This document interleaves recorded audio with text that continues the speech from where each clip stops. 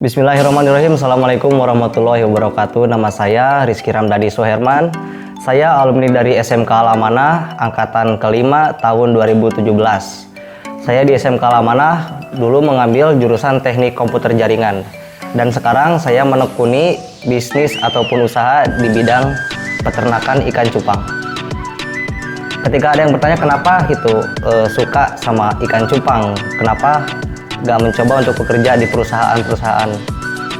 Alasan saya suka ke ikan cupang, yang pertama itu saya suka dari tekstur warnanya dan juga ekornya. Kemudian nilai jual ikan cupang juga jika kita ambil dari pasarannya, harga pemasarannya itu tergantung dari segi warnanya dan juga tekstur dari ikan cupang itu sendiri. Karena ikan cupang sendiri dibagi menjadi beberapa kategori. Yang umum dan dasarnya itu dari segi ekornya dan juga warnanya. Kalau misalkan diambil dari segi warnanya sangat beragam.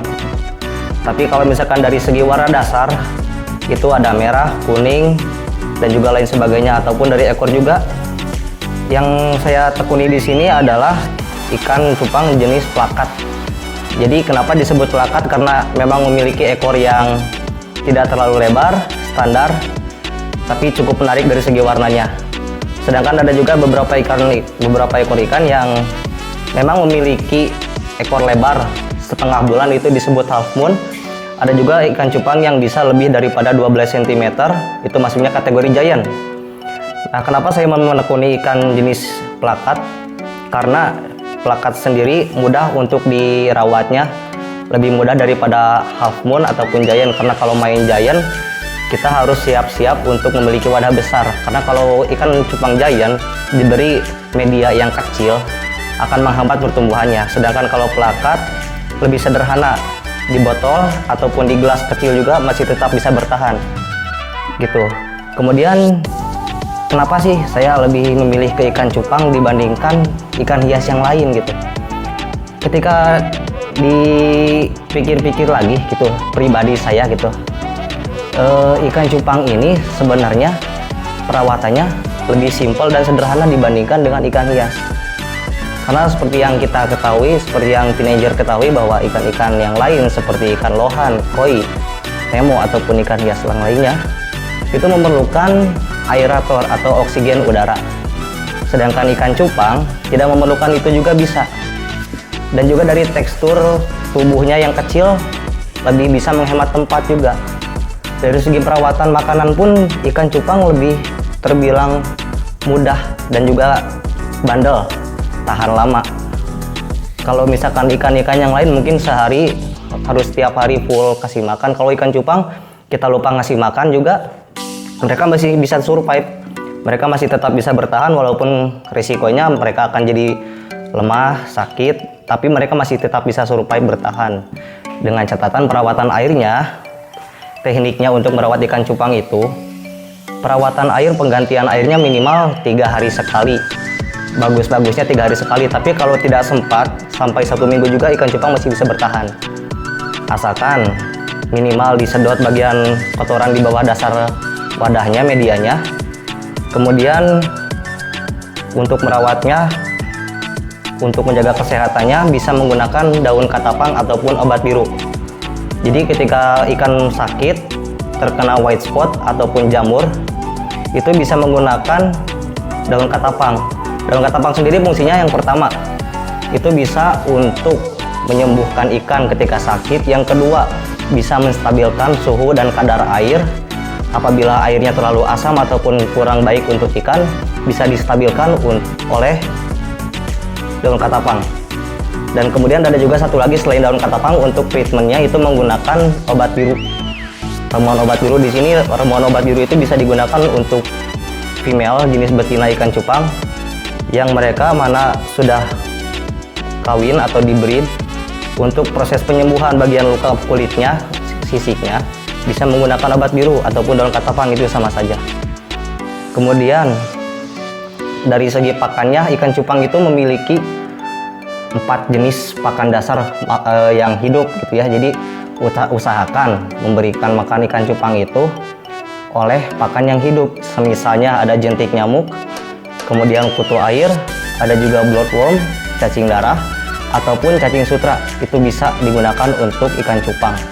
Ataupun kalian misalkan takut nih teenager untuk mengambil kutu air di sawah, atau mungkin jentik nyamuk yang takut nanti jadi nyamuk gitu kan, kalian juga bisa menggunakan pelet, karena pelet juga sebenarnya ekstrak dari cacing, dan juga pelet tidak akan kadaluarsa lebih cepat daripada yang kayak gini. Soalnya kalau pakan hidup itu lebih cepat, sehari 2 hari bakal mati atau menusuk gitu.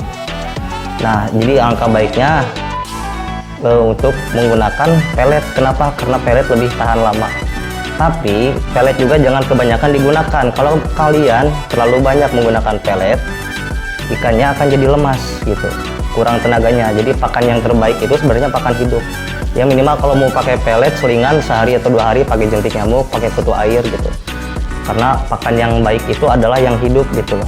Jadi pakan-pakan ini juga sendiri memiliki fungsi dan juga kelebihannya gitu. Seperti jentik nyamuk. Untuk jantan, untuk ikan cupang jantan, jentik nyamuk itu berfungsi untuk tulangan ekor. Jadi tulangan ekornya makin terbuka, makin lebar, dan juga nggak akan patah bagian ekornya. Kemudian kalau jentik nyamuk ini untuk betina, jentik nyamuk itu ada fungsinya untuk mempercepat proses pembentukan sel telur. Jadi supaya telur ikan cupang betinanya itu lebih cepat matang dan lebih cepat untuk dibuahi, untuk dipijahkan, dikawinkan. Sedangkan kutu air di sini fungsinya kutu air itu untuk mempercepat pertumbuhan warna, menaikkan warna ikan cupang supaya lebih cantik lagi. Dari jentik sendiri dan kutu air itu sama-sama saja, tapi kalau bisa diselingkan. Ataupun ada juga satu jenis lagi, yaitu bloodworm ataupun cacing sutra, lebih ke pembentukan size ataupun ukuran ikan cupang supaya lebih cepat besar. Oke, bagi teenagers yang ingin lebih tahu lebih banyak tentang ikan cupang ataupun ingin sharing tentang ikan cupang, boleh di follow akun Instagram saya di @rodbeta.id ataupun di kontak person WhatsApp saya 089626189734. Thank you. Oke, kemudian gini, ketika kalian atau teenagers nanya ke kita, Kak, gimana sih tips berwirausaha, tipsnya setelah lulus dari sekolah, lulus dari SMK Al-Amanah? Karena saya pribadi dulu sama teman-teman di sekolah SMK Al-Amanah ini sudah diajarkan BMW. Jadi BMW itu apa sih Kak? Mobil? Bukan.